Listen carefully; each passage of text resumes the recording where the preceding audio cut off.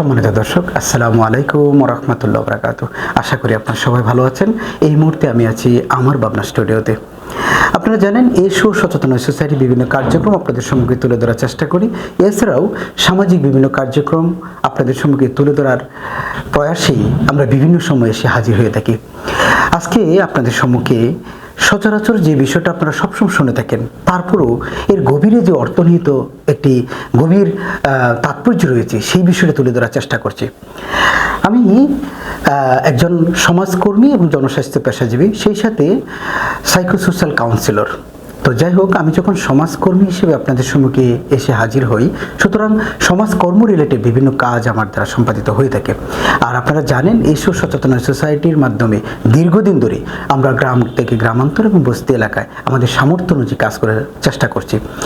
সেই ধারাবাহিকতা বেশ কয়েকদিন আগে আমার কাছে একজন পেশেন্ট আসে, যে পেশেন্টটি ডায়াবেটিসে আক্রান্ত এবং সে ইনসুলিন নির্ভরশীল একজন পেশেন্ট। তো আমি আমার নীতি এবং পলিসির মাধ্যমে তাকে যে সেবা প্রদান করা হয়ে থাকে, সেই সেবার প্রেক্ষিতে তাকে আমি তার সোশ্যাল ইকোনমিক কন্ডিশনটা আমি জাস্টিফাই করার চেষ্টা করি। সেই মুহূর্তে তার যে কন্ডিশনটা, সেটা হলো তার 4টি ছেলে সন্তান এবং একটি মেয়ে সন্তান রয়েছে। তো এই মুহূর্তে, ঠিক সেই মুহূর্তে তার সন্তান অর্থাৎ 4 সন্তানের যে কেউ আমার কাছে আসার কথা ছিল, আসে নাই।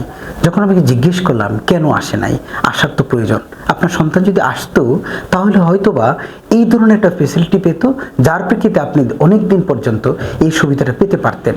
আর এখন তো আপনার সন্তান কিছু কিছু টাকা দিলেও তো অনেক টাকা আপনার ব্যয় হয়ে যায়, তাহলে আপনি এটা কেন করতে পারলেন না?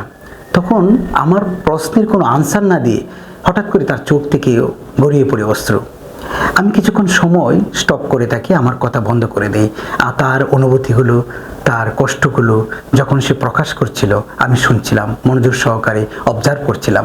যখন সে তার কষ্ট অনুভূতি প্রকাশ করে হালকা হলো, তখন আমি জিজ্ঞেস করলাম, মা, আপনি কি আমাকে বলবেন কেন আপনি কান্না করে দিলেন? সে তখন বলল, 4টি সন্তানের একটি সন্তানও আমাকে একবেলার খাবারও খাওয়ায় না। আমি বললাম, কি আপনি তাহলে থাকেন কোথায়? আমার মেয়েটার কাছে থাকি। তারপরও এই মেয়ের কাছে যখন যাই, মেয়ের স্বামী একজন রিক্সা ড্রাইভার। তো রিক্সা ড্রাইভার কতদিন রাখতে পারে? সেহেতু তার মেয়ে রাখতে চায়, কিন্তু সে লজ্জায় চলে আসে। পরে আমি বললাম, তো আপনি কোথায় থাকেন? আমি একটা মসজিদে বারান্দায় এক পাশে আমি থাকি, সেখানে। তাই বললাম, 4টা সন্তান তাহলে?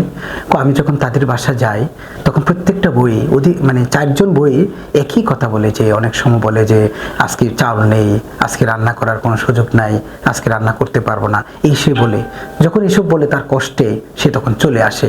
তার ছেলেরা বাহির থেকে কাজ করার আগেই সে চলে আসে। আবার যখন তার ছেলেদেরকে পায় বাসায়, তখন যখন বলে, বাবা, আমি যখন আসি, আমি তো কোনোদিন তোর এখানে একবেলা খাবারও খেতে পারি না, আমি কোথায় থাকবো? তখন সে বলে, তোমার জন্য কি আমার সংসার ভেঙে যাবে? আর মেয়েরা, অর্থাৎ যে 4জন মেয়ে, আমি 4জন মেয়েকে একত্রে বলছি, যে 4জন মেয়ে ওই মহিলার 4টি সন্তানের স্ত্রী হলো, তারা প্রত্যেকেই একত্র হয়ে একটা কথা বলে তার ছেলেদের কাছে, যে তোমার মা যদি থাকে তাহলে আমি আত্মহত্যা করব। আসলে এই যে পরিস্থিতির প্রেক্ষিতে আমি একজন সাইকোসোশ্যাল কাউন্সিলর হিসেবে কি পরামর্শ দিতে পারি? আসলে আমাদের জীবন বাস্তবতা অনেক কঠিন, আমরা অনেক কিছু ইচ্ছা থাকার পরও পারিনি। আপনারা কি মনে করেন 4টি সন্তান, একটি সন্তানও চায়নি তার মাকে তার কাছে রাখার জন্য? এখানে লুকিয়ে রয়েছে গভীর রহস্য। আপনারা হয়তো বলতে পারেন, একজন সোশ্যাল ওয়ার্কার হিসাবে কি রহস্য রয়েছে? রহস্যটা এমন, আমাদের সমাজের কিছু নিয়ম রয়েছে, যে নিয়মগুলো ভেঙে আমরা তারপরেও ইচ্ছা থাকার পরেও করতে পারি না। আমি তো মনে করি কোনো সন্তানই চায় না তার মা তাদের কাছে না থাকুক। কিছু হয়তো সন্তান অর্থাৎ তার নাতির কারণে তার স্ত্রী অথবা তার সন্তান অর্থাৎ তাদের স্বামী স্ত্রী, ওই মহিলার সন্তানের স্বামী স্ত্রীর মাঝে যেন কনজুগাল লাইফের প্রবলেম না হয়, তার নাতিরা যেন অসহায় না হয়, তার জন্য যেন কোনো ধরনের প্রবলেম সৃষ্টি না হয়, সেই জন্য সে আর থাকে না, সে চলে যায়। মাসে 10-12 দিন তার মেয়ের কাছে থাকে, আর 15 দিন বা 20 দিন সে মসজিদের কাছে থাকে। তখন আমি তো কি সমাধান দিলাম? আপনারা হয়তো বলতে পারেন, আপনি তো দীর্ঘদিন ধরে সমাজসেবামূলক কাজ করছেন, এই রোগীর জন্য, এই মহিলার জন্য আপনি কি করলেন? আমি কি করলাম? ঠিক সত্যি একটা প্রশ্ন আপনাদের মনে আসতেই পারে। আমি এমন কিছু করিনি যে তাকে আহামরি কোনো উপকার করে দিয়েছি, তবে একটা কথা দিয়েছি, সেটা হলো মামুনি আপনি কি চান আপনার 4 সন্তান পরেও আপনি কি এই লাস্ট জীবনটা একটু সুখে থাকতে চান কিনা। পরে আমি বললাম যে আপনি কি বৃদ্ধাশ্রমে যাবেন। সে বলল, বাবা আমি তো বৃদ্ধাশ্রমে যাই, আমি হয়তো খুশি হব, কিন্তু আমি যে আমার সন্তানকে ছাড়া থাকতে পারিনি। সম্মানিত দর্শক, এই ভিডিওটা কেন আপনাদের সঙ্গে তুলে ধরছি জানেন? লাস্টের কথাটা বলার জন্য। সেটা হলো এই 4টি সন্তান তার মাকে ছাড়া থাকতে পারে, কিন্তু মা এই 4টি সন্তানকে ছাড়া থাকতে পারেনি। তখন অশ্রু আরও গড়িয়ে পড়লো। সে বলল, হ্যাঁ আমি গেলে হয়তো বা সুখে থাকবো, কিন্তু আমি যে এই যে তারপরও কখনো কখনো আমি যে আসি আমার সন্তানের কাছে, সন্তানকে পাইনি তারপরও তাদের কাছে যে যাই, এটাই আমার কেন জানি সুখ লাগে। আমি আমার সন্তানকে ছাড়া থাকতে পারবো না।